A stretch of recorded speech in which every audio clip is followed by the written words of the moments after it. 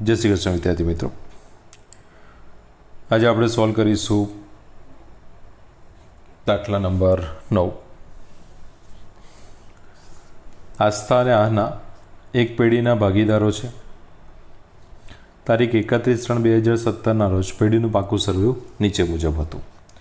હવે મૂડી દેવા બાજુ એટલે આપણી જમા બાજુ કહેવાશે અને મિલકત લેણા બાજુ એટલે આપણી ઉધાર બાજુ કહેવાશે।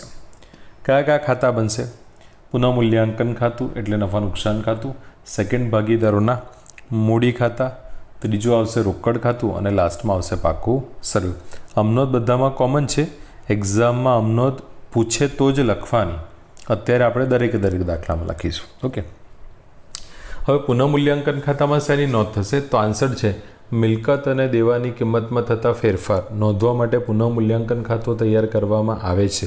એટલે કે પુનઃમૂલ્યાંકન ખાતામાં નોંધ કરીશું મિલકત અને દેવાના ફેરફાર, મિલકત અને દેવાના ફેરફાર જે આપણને વધારાની માહિતીમાં આપેલા છે। સેકન્ડ છે ભાગીદારોના મૂડી ખાતા। મૂડી ખાતા તૈયાર કરવાનો નિયમ છે મૂડી ખાતું જમા બાકી મૂડી વધે તો જમા ઘટે તો ઉધાર, મૂડી ખાતું જમા બાકી મૂડી વધે તો જમા ઘટે તો ઉધાર। એટલે કે મૂડી ખાતામાં આ ચેપ્ટરમાં શું નોંધાશે તો યાદ રાખી શકો છો, શરૂઆતની મૂડી જમા, એકત્રિત નફો જમા અને એકત્રિત થયેલ ખોટ ઉધાર। શરૂઆતની મૂડી જમા, એકત્રિત નફો જમા અને એકત્રિત થયેલ ખોટ ઉધાર બાજુ। રોકડ ખાતામાં રોકડ ખાતાની બાકી અને રોકડને લગતા વ્યવહાર જે આપણને હવાલામાંથી મળશે।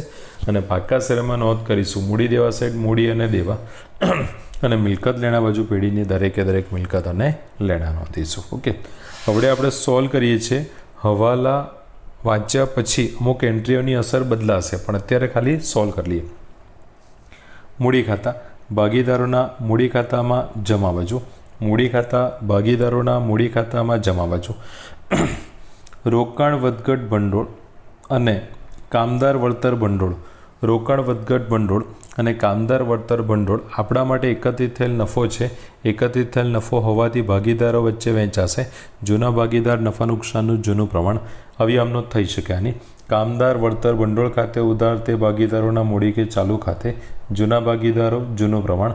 રોકાણ વધઘટ ભંડોળ ખાતે ઉધાર તે ભાગીદારોના મૂડી કે ચાલુ ખાતે, જૂના ભાગીદારો નફા નુકસાનનું જૂનું પ્રમાણ। સંયુક્ત આમનો થશે કામદાર વળતર ભંડોળ ખાતે ઉધાર, રોકાણ વધઘટ ભંડોળ ખાતે ઉધાર તે ભાગીદારોના મૂડી કે ચાલુ ખાતે, જૂના ભાગીદાર નફા નુકસાનનું જૂનું પ્રમાણ આવશે। ઓકે, એટલે કે મૂડી ખાતામાં જમા બાજુ નોંધાશે। પ્રોવિડન્ટ ફંડ દેવું પાકા સરવૈયામાં મૂડી દેવા બાજુ, પ્રોવિડન્ટ ફંડ દેવું પાકા સરવૈયામાં મૂડી દેવા બાજુ।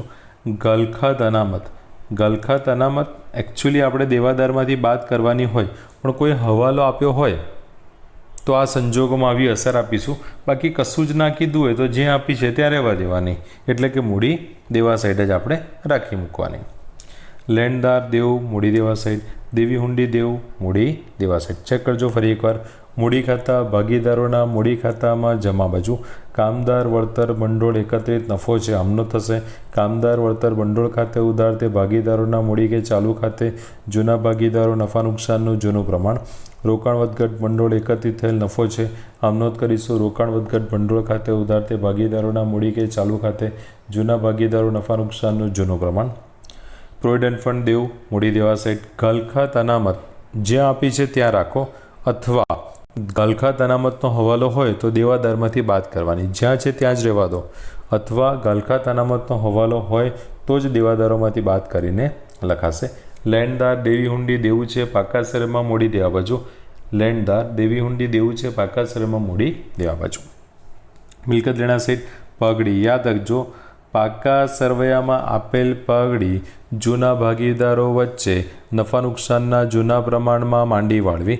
પાકા સરવૈયામાં આપેલ પગડી જૂના ભાગીદારો વચ્ચે નફા નુકસાનના જૂના પ્રમાણમાં માંડી વાળવી। ઉધાર બાકી છે ખાતું બંધ કરીને જમા કરશો આમનો થશે ભાગીદારોના મૂડી કે ચાલુ ખાતે ઉધાર તે પગડી ખાતે, ભાગીદારોના મૂડી કે ચાલુ ખાતે ઉધાર તે પગડી ખાતે, જૂના ભાગીદાર નફા નુકસાનનું જૂનું પ્રમાણ।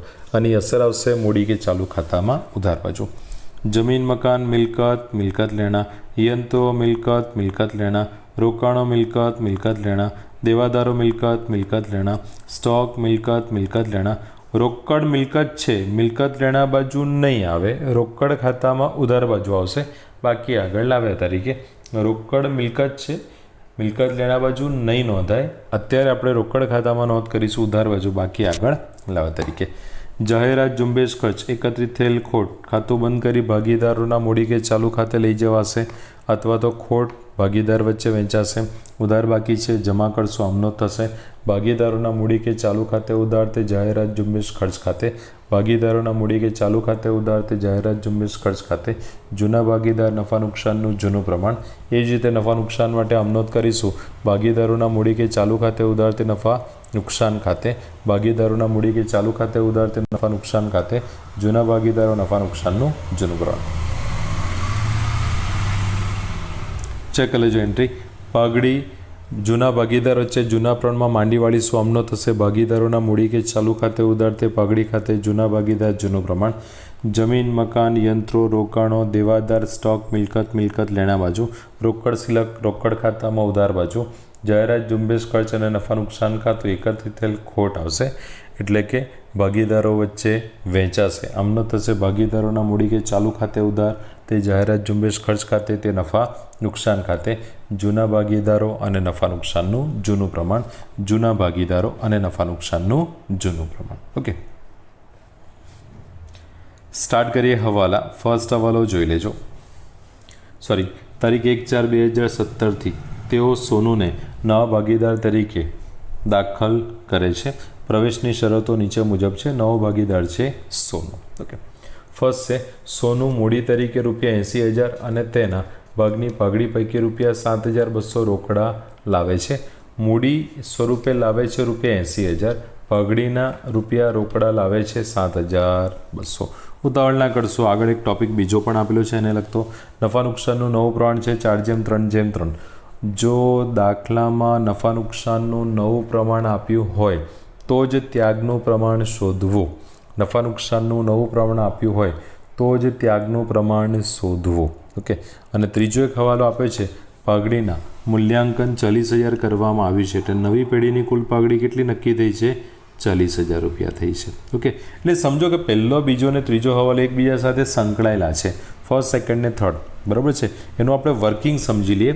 આ બહુ જ મહત્ત્વનો હવાલો છે, એને થોડું ધ્યાન રાખીને સમજજો.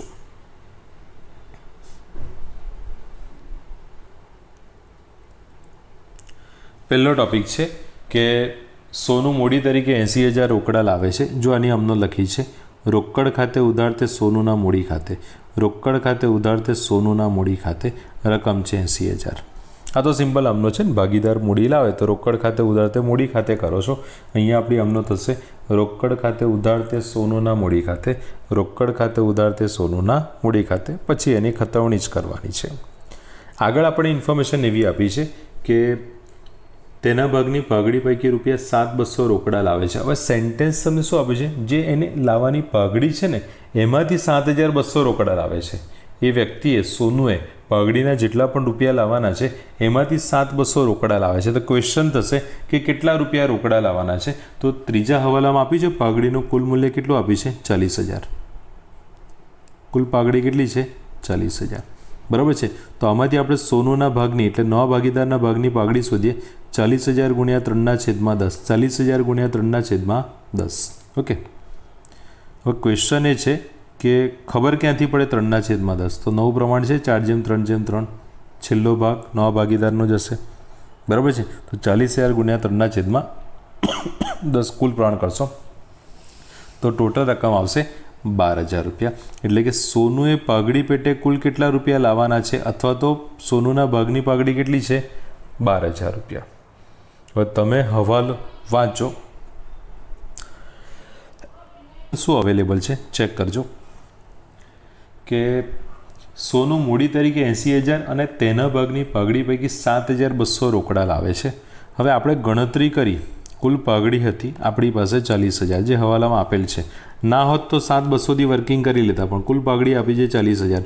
કુલ પાઘડીનો ઉપયોગ શું કરવાનો? તો નવા ભાગીદારનો પાઘડીનો ભાગ શોધવાનો. કુલ પાઘડીનો ઉપયોગ શું કરીશું? તો નવા ભાગીદારના ભાગની પાઘડી શોધીશું. સોનુના ભાગની પાઘડી તમે શોધો. 40,000 × 3/100. સોનાના ભાગની પાઘડી કેટલી આવે છે? 12,000.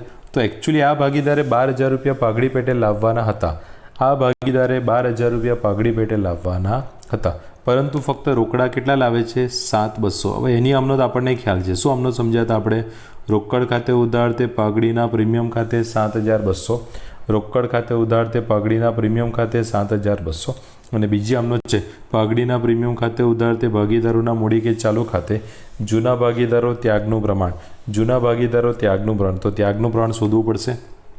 તો ભાગીદારનો ત્યાગ જૂનો ભાગ માઇનસ નવો ભાગ. બરાબર છે. આપણે આ છે ચોથા નંબરના ચેપ્ટર, તો બહુ વાંધો નહીં આવે. તો આન્સર છે 2/20 અને 4/20. એટલે તમારું ત્યાગનું પ્રમાણ 2/4 અથવા તો 1/2 આવશે. એ વહેંચણી કરી છે, જોઈ શકો છો તમે. એટલે 7,200 રોકડા લાવે છે તેની અમનોત ફાઇનલી આન્સર આવો આવશે. રોકડ ખાતે ઉધાર 7,200 તે પાઘડીના પ્રીમિયમ ખાતે 7,200. અને સેકન્ડ અમનોત છે પાઘડીના પ્રીમિયમ ખાતે ઉધાર 7,200 તે આસ્થાના મૂડી ખાતે 2,400 અને તે આહનાના મૂડી ખાતે 4,800 રૂપિયા. પ્રોબ્લેમ એ નથી કે 7,200 રોકડેથી લાવે છે, પણ બાકીના 4,800નું શું? તો રોકડેથી લાવે એની અમનોત તમે સમજ્યા. હવે આ જે ટોપિક છે રોકડેથી ન લાવે. હવે જો નવો ભાગીદાર પોતાના ભાગનું પાઘડીનું પ્રીમિયમ રોકડેથી ન લાવે, જો નવો ભાગીદાર પોતાના ભાગનું પાઘડીનું પ્રીમિયમ રોકડેથી ન લાવે, એના માટેની એકચ્યુઅલી અમનોત બહુ સિમ્પલ છે. ભાગીદારોના મૂડી કે ચાલુ ખાતે ઉધાર તે ભાગીદારોના મૂડી કે ચાલુ ખાતે. નિયમ યાદ રાખજો, લાભ હોય તો ઉધાર કરો, ત્યાગ હોય તો જમા. મીન્સ કે જો ભાગીદારને લાભ થતો હોય તો તેના મૂડી કે ચાલુ ખાતે ઉધાર કરવાનો, અને જો ભાગીદારને ત્યાગ થતો હોય, મીન્સ કે ત્યાગ કરતો હોય તો તેના મૂડી કે ચાલુ ખાતે જમા કરીશું. તો શોર્ટમાં આ નિયમ યાદ રાખવાનો, લાભ હોય તો મૂડી કે ચાલુ ખાતે ઉધાર, ત્યાગ હોય તો મૂડી કે ચાલુ ખાતે જમા. ત્યાગનો મતલબ શું છે કે ભાગીદારનો નફો એટલો ઘટે છે તો એને એટલા રૂપિયા આપવા પડશે, એને એટલો ભાગ આપવો પડશે. મીન્સ કે ત્યાગ કરનાર ભાગીદારને પાઘડીમાં ભાગ મળે છે, મળે, મૂડી વધે, મૂડી ખાતું જમા. અને લાભનો મતલબ શું છે? એટલા રૂપિયા મને વધારાના મળે છે તો મારે મારા ભાગમાંથી ભાગ આપવો પડશે. હવે મને ભાગ મળે તો મૂડી વધે, અને હું ભાગ આપું તો મારી મૂડી ઘટે. આ એનો કન્સેપ્ટ છે. બાકી આપણે યાદ રાખવાનું, લાભ હોય તો ઉધાર, ત્યાગ હોય તો જમા. એટલે આમનો લાભ કોને થશે? તો સોનું પેઢીમાં પ્રવેશ કરે છે એને પહેલાં કશું એને તો મળતો હોય, નફો મળશે, તેનો લાભ કહેવાશે. તો આમનો થશે સોનુના મૂડી ખાતે ઉધાર. ત્યાગ કોણ કરશે? આસ્થાને આના. તે આસ્થાના મૂડી ખાતે, તે આનાના મૂડી ખાતે. 4,800 રૂપિયા આપણે ત્યાગના પ્રમાણમાં વહેંચણી કરવાની રહેશે. ત્યાગનું પણ શોધ્યું છે 1/2. આમનો ચેક કરી લેજો ફરી એકવાર. આખા દાખલામાં આ ટોપિક મોસ્ટ એમપી કહેવાય. આ દાખલામાં તો બીજા બી છે મહત્ત્વના, પણ આ બહુ જ મહત્ત્વનો ટોપિક કહેવાશે તમારા માટે અહીંયાથી. ઓકે, એટલે સોનુના મૂડી ખાતે ઉધાર 4,800, તે આસ્થાના મૂડી ખાતે 1,600 અને તે આનાના મૂડી ખાતે 3,200. નિયમ યાદ રાખજો, લાભ હોય તો ઉધાર, ત્યાગ હોય તો જમા. એટલે અહીંયા તમારા બંને ટોપિક આવી ગયા કે પાઘડીમાંથી અમુક રકમ રોકડેથી લાવે છે અને અમુક રકમ રોકડેથી ન લાવે. એટલે ટોટલ અમનોત કેટલી થશે? તો આ મૂડીની અમનોત, આ પહેલી અમનોત તમારી, આ મૂડીની અમનોત, બરાબર છે. પછી રોકડેથી લાવે એની 2 અમનોત, અને આ એટલે ટોટલ આ વ્યવહારની 4 અમનોત કરવાની છે. કેટલી અમનોત કરવાની છે? 4 અમનોત કરવાની છે. એના પછી સેકન્ડ હવાલામાં આવતા રહેજો. નફા નુકસાનનું પ્રમાણ 4/3/3, હિસાબ પતી ગયો. થર્ડ હવાલો, પાઘડીનું મૂલ્યાંકન 40,000 કરવામાં આવ્યું. આનો ટોપિક પણ પતી ગયો. હવે નેક્સ્ટ હવાલો છે કામદાર વળતરનો દાવો 3,200 મંજૂર કર્યો. જો તમે ક્વેશ્ચન ધ્યાનથી વાંચ્યો હોય તો તમારી પાસે કામદાર વળતર ભંડોળ છે 4,800. કામદાર વળતર ભંડોળ છે 4,800 રૂપિયા. મારી પાસે ભંડોળ છે 4,800. આ ભંડોળનો ઉપયોગ શું થાય કે કોઈ પણ કામદારને વળતર આપવાનું હોય તો આ 4,800માંથી અપાશે. તો આપણી ભાગીદારી પેઢીએ શું નક્કી કર્યું કે 3,200 રૂપિયા એક કામદારને ચૂકવવાના છે. તો આ ચૂકવણી શેમાંથી કરશો? તમે 4,800માંથી જ કરશો ને. તો 4,800માંથી આપણે ચૂકવણી કરીએ 3,200 રૂપિયાની. નક્કી કર્યું છે, દાવો મંજૂર કરવો. દાવો મંજૂર કર્યો મીન્સ કે ચૂકવવાના નક્કી કર્યા છે. તો 4800માંથી 3,200 રૂપિયા ચૂકવવાના નક્કી કર્યા તો એ તો આપણે સાઈડમાં મૂકી દેવા પડશે. જે રકમ આપણું શું કહેવાશે? હવે દેવું કહેવાશે. તમને ચૂકવવાની રકમ મારી પાસે હોય તો મારા માટે દેવું કહેવાય. તમને ચૂકવવાની રકમ મારી પાસે હોય તો મારા માટે દેવું કહેવાશે. તો 4800માંથી 3,200 રૂપિયા જોગવાઈ એટલે કે મારું દેવું છે. તો દેવા તરીકે મારે મૂડી દેવા બાજુ એ રકમને દર્શાવવી પડશે. તો પછી બાકી કેટલા વધ્યા? 1,600 રૂપિયા. આ 1,600 રૂપિયા આપણા માટે શું કહેવાશે? એકત્રિત થયેલ નફો કહેવાશે અને એકત્રિત થયેલ નફો હોવાથી આની આમ નોંધ કરીશું. કામદાર વળતર ભંડોળ ખાતે ઉધાર, ત્યાં આસ્થાના મૂડી ખાતે, ત્યાં આહનાના મૂડી ખાતે. જૂના ભાગીદાર નફા નુકસાનનું જૂનું પ્રમાણ. જૂના ભાગીદાર નફા નુકસાનનું જૂનું પ્રમાણ. ખ્યાલ આવશે ટોપિકમાં. 4800 રૂપિયામાંથી 3200 રૂપિયાની જોગવાઈ છે. જોગવાઈ મીન્સ કે રકમ ચૂકવવાની બાકી, દાવ મંજૂર કર્યો, રકમ તમારું દેવું દર્શાવે છે. તો 4800 રૂપિયા મેં બચત કરી હતી અને એમાંથી કોઈ કર્મચારીને અકસ્માત થયો અને નક્કી કર્યું કે 3200 રૂપિયા મારે એને ચૂકવવાના છે, તો 4800 રૂપિયામાંથી જ ચૂકવાશે.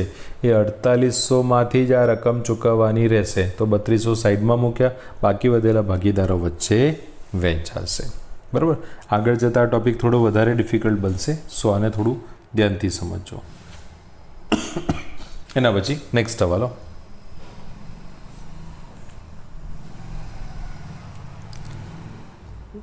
રોકાણો રૂપિયા 19,200માં આહના લઈ જશે. રોકાણો ભાગીદાર લઈ જાય છે. જો સમજો ટૉપિક આમ તો સિમ્પલ છે પણ એક પોઈન્ટના લીધે થોડો કોમ્પ્લિકેટેડ થઈ ગયો છે. ફોર એક્ઝામ્પલ રોકાણ ભાગીદાર લઈ જાય છે. જો સમજો આ એની આમનો જ છે, વર્કિંગ પછી જોઈએ. રોકાણ ધંધામાંથી જાય તો જમા. કેટલાના રોકાણ ગયા? 20,000. રોકાણ લઈ જવાના કોણ છે? આહના. તો આહનાના મૂડી ખાતે શું કરશો? ઉધાર કરશો. એટલે આમનો શું થાય? આહનાના મૂડી ખાતે ઉધાર તે રોકાણો ખાતે, આહનાના મૂડી ખાતે ઉધાર તે રોકાણો ખાતે. પ્રોબ્લેમ છે રોકાણ જાય છે 20,000ના. રોકાણ ધંધામાંથી જાય તો જમા, મિલકત આવે તો ઉધાર જાય તો જમા. આ રોકાણ લઈ જનાર આહના છે એટલે એ રૂપિયા ભોગવશે. પણ 19,200 તો કેટલા રૂપિયાનું નુકસાન બતાવે છે? 800. તમને ખ્યાલ છે ને, મિલકતનું પુનઃમૂલ્યાંકન હોય તો જે પણ તફાવત હોય કયા ખાતે લખાય? પુનઃમૂલ્યાંકન ખાતે. હવે સાંભળો, કઈ અમનોત થવી જોઈએ? આહનાના મૂડી ખાતે ઉધાર 19,200, પુનઃમૂલ્યાંકન ખાતે ઉધાર 800, તે રોકાણો ખાતે 20,000. ચેક કરજો. આહનાના મૂડી ખાતે ઉધાર 19,200, પુનઃમૂલ્યાંકન ખાતે 800 અને તે રોકાણો ખાતે આવશે 20,000 રૂપિયા. પણ પ્રોબ્લેમ શું છે કે આપણી પાસે રોકાણ વધઘટ ભંડોળ છે. હવે રોકાણ વધઘટ ભંડોળનો યુઝ શું થાય? જો રોકાણોની કિંમતમાં કોઈ પણ ઘટાડો થાય એટલે કે રોકાણોને લગતું કોઈ પણ નુકસાન થાય તો એ નુકસાન તમારે શેમાંથી માંડી વાળવાનું? રોકાણ વધઘટ ભંડોળમાંથી. શેમાંથી માંડી વાળવાનું? રોકાણ વધઘટ ભંડોળમાંથી. બરાબર છે. એટલે ચેક કરો વર્કિંગ. રોકાણો મારી પાસેથી જાય તો રોકાણોને તો હું જમા કરીશ. આના લઈ જાય છે રોકાણો, એના મૂડી ખાતે ઉધાર. પણ આજે 800 રૂપિયાનો ઘટાડો હતો. એકચ્યુઅલી આપણે પુનઃમૂલ્યાંકન ખાતે ઉધાર કરવાનો હતો. સાંભળજો, પુનઃમૂલ્યાંકન ખાતે ઉધાર કરવાનો હતો, પરંતુ હવે આ ઘટાડો, ધ્યાનથી સમજો મેઇન ટોપિક, આ ઘટાડો કયા ખાતે લખાશે? રોકાણ વધઘટ ભંડોળ ખાતે. કેટલા ઉધાર કરશો? 800. કેમ? નુકસાન પુનઃમૂલ્યાંકન ખાતામાં લઈ જઈએ તો આપણું નુકસાન થયું ગણાય, પણ જે બચત કરી છે એમાંથી જ રૂપિયા વાપરશો ને તમે. અને બચત એટલે રોકાણ વધઘટ ભંડોળ. એટલે આની અમનોત કેવી થશે? ધ્યાનથી સમજો. આહનાના મૂડી ખાતે ઉધાર 19,200. પહેલાં મેં તમને સમજાવ્યું પુનઃમૂલ્યાંકન, પણ એ ન થાય. કયું ખાતું લખાશે? રોકાણ વધઘટ ભંડોળનું ખાતું લખાશે. કયું ખાતું લખાશે? રોકાણ વધઘટ ભંડોળ. એટલે આમનો થશે આહનાના મૂડી ખાતે ઉધાર 19,200, રોકાણ વધઘટ ભંડોળ ખાતે ઉધાર 800, તે રોકાણો ખાતે 20,000 રૂપિયા. બરાબર. ખતવણી ફાવી જશે, બહુ વાંધો નહીં આવે, પણ રોકાણોનો હિસાબ આ રીતે પૂરો થશે. અને રોકાણ વધઘટ ભંડોળમાં 1,600 રૂપિયા હતા, એમાં 800 રૂપિયા હતા નુકસાનની સામે તમે સેટ કર્યા, માંડી વાળ્યા. બાકી કેટલા વધ્યા? 800. આ તમારો એકત્રિત થયેલ નફો કહેવાશે, જે ભાગીદાર વચ્ચે વહેંચાશે, જેની આમનો જ ચેક કરી લેજો. રોકાણ વધઘટ ભંડોળ ખાતે ઉધાર 800, તે આસ્થાના મૂડી ખાતે 400, તે આહનાના મૂડી ખાતે 400. બરાબર. એટલે હવાલા નંબર 1, 2, 3, 4, 5 અહીં સુધીના હવાલા તમારે ટીક કરવા પડશે, 1 થી 5. એના સિવાય સમજો આખો દાખલો જ મહત્વનો છે, કારણ કે એકાદ બે જ હવાલા ઇઝી છે. બરાબર છે. ઓકે.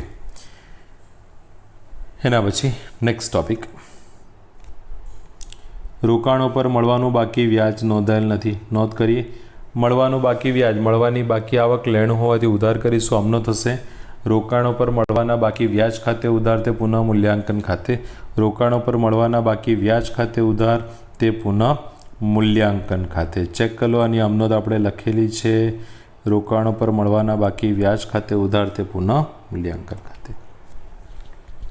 એના પછી લેણદારોએ લખેલ દેવી હુંડી 2000 સ્વીકારેલ જે ચોપડે નોંધાયેલ નથી. જો સમજો તમે કોઈ વ્યક્તિ પર મીન્સ કે લેણદારોએ આપણા પર હુંડી લખી છે તો તમને બી ખબર છે લખનાર માટે લેણી હુંડી, સ્વીકારનાર માટે દેવી હુંડી. લખનાર માટે લેણી હુંડી, સ્વીકારનાર માટે દેવી હુંડી. તો આપણા લેણદારે આપણા પર હુંડી લખી, આપણે સ્વીકારીને પરત કરી તો દેવી હુંડી ધંધામાંથી જાય તો જમા અને સામે લેણદારનું ખાતું શું થશે? ઉધાર. આ હુંડી અને વેચાણ ચિઠ્ઠીનો ધોરણ 11નો ટોપિક હતો. એટલે 12થના પોઈન્ટ ઓફ વ્યૂથી કહું તો લેણદાર પાસેથી રૂપિયા નથી લેવાના, હવે દેવી હુંડીના રૂપિયા લેવાના છે.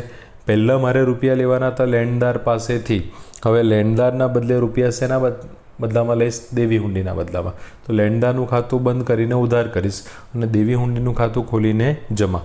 આમનો થશે લેણદાર ખાતે ઉધાર તે દેવી હુંડી ખાતે, લેણદાર ખાતે ઉધાર તે દેવી હુંડી ખાતે. ઓકે. એના પછી નેક્સ્ટ ટોપિક છે જમીનને મકાનની ચોપડે કિંમત તેની બજાર કિંમત કરતાં 20% ઓછી છે. જમીન અને મકાનની ચોપડે કિંમત તેની બજાર કિંમત કરતાં 20% ઓછી છે. લેંગ્વેજને બહુ ધ્યાનથી સમજો. તમારી પાસે જે પાક્કું સર્વે અવેલેબલ હોય ને, જો સમજો કે આપણી મિલકત લેણા બાજુ છે, બરાબર છે. હવે આ જે મિલકત લેણામાં આપણે જે ઇનર કોલમમાં રકમ લખીએ છીએ ને, ઇનર કોલમમાં, બરાબર છે, આ કહેવાય એની ચોપડે કિંમત. ને આઉટર કોલમમાં જે આપણે ફાઇનલ અમાઉન્ટ લખીએ છીએ એને કહેવાશે બજાર કિંમત. બરાબર. તો આ દાખલામાં ચોપડી કિંમત આપેલી, ઓલવેઝ કઈ કિંમત શોધવાની હોય? બજાર કિંમત શોધવાની હોય. ફરી એકવાર વાંચો હવાલો. જમીન મકાનની ચોપડે કિંમત, ચોપડે કિંમત એટલે આની વાત કરે છે, તેની બજાર કિંમત કરતાં 20% ઓછી છે. જો બજાર કિંમત જેટલી પણ હોય એના કરતાં 20% કેવી છે? ઓછી છે. હવે દાખલા તરીકે બજાર કિંમત 100 રૂપિયા હોય તો ચોપડે કિંમત 20% ઓછી છે. ચોપડે કિંમત કેટલી કહેવાશે? 80 રૂપિયા કહેવાશે. બરાબર છે. એટલે કે બજાર કિંમત કરતાં ચોપડે કિંમત 20% ઓછી છે તો બજાર કિંમત 100, 20% માઇનસ કરો, ચોપડી કિંમત મળશે તમને 80. અને દાખલામાં જે શોધવાનું હોય એના માટે જ આપણે કંઈક ધારવાનું રહેશે. શોધવાનું શું છે? બજાર કિંમત. તો અહીંયા ધારીશું, ધારો કે બજાર કિંમત છે 100 માઇનસ 20%, 20 રૂપિયા કર્યા, ચોપડી કિંમત કેટલી આવશે? 80. ચોપડી કિંમત તો દાખલામાં આપેલી છે ને 40,000. બજાર કિંમત શોધી શકો. સ્ટેપ શું આવશે? જ્યારે ચોપડી કિંમત 80 તો બજાર કિંમત 100, 80 એ 100 તો 40,000 એ કેટલા? 80 એ 100 તો 40,000 એ કેટલા? એટલે કે જમીન મકાનની બજાર કિંમત એટલે કે નવું મૂલ્ય અથવા તો પુનઃમૂલ્યાંકન બાદની રકમ કેટલી આવશે? 50,000. 40,000 છે, 50,000 થયા, મીન્સ કે જમીન મકાનની કિંમતમાં શું થયો? વધારો. કેટલાનો? 10,000 રૂપિયાનો. જોઈ શકો છો વધારો.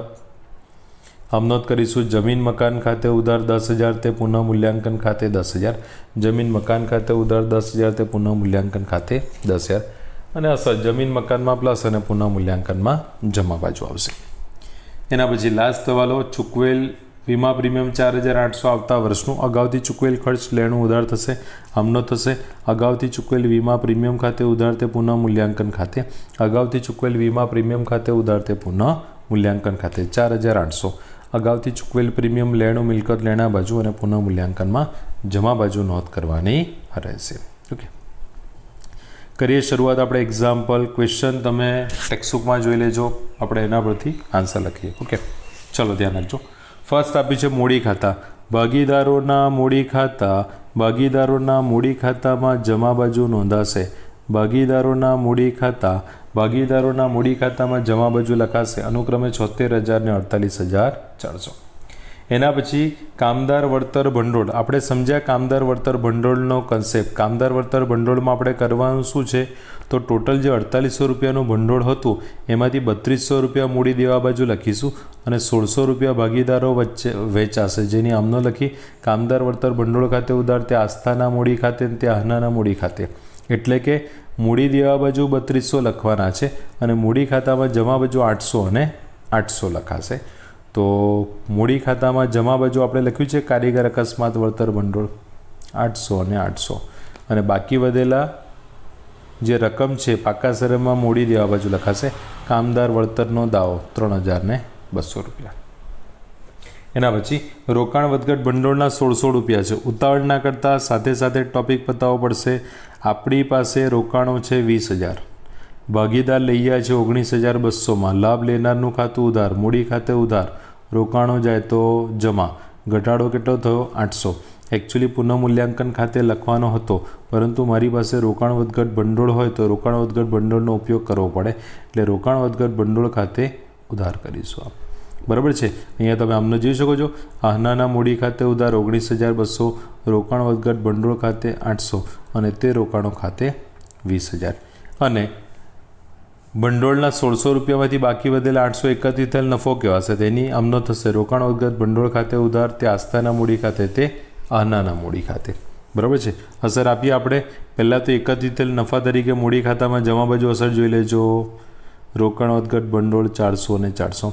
પછી આમનો શું લખી તમે? આસ્થાના મૂડી ખાતે ઉધાર. જો મૂડી ખાતામાં ઉધાર બાજુ લખેલું છે, આસ્થાના મૂડી ખાતે આહનાના મૂડી ખાતામાં.